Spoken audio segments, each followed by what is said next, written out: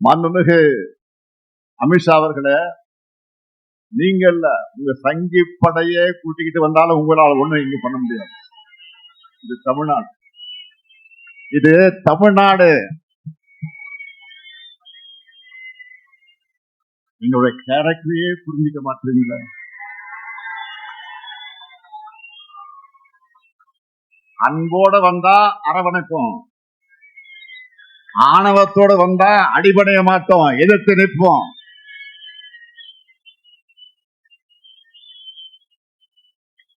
மீண்டும் சொல்றேன், அன்போட வந்தா அரவணைப்போம், ஆணவத்தோட வந்தா அடிபடைய மாட்டோம், எதிர்த்து நிற்போம். உங்களை ஜெயிச்சு காண்பிப்போம்.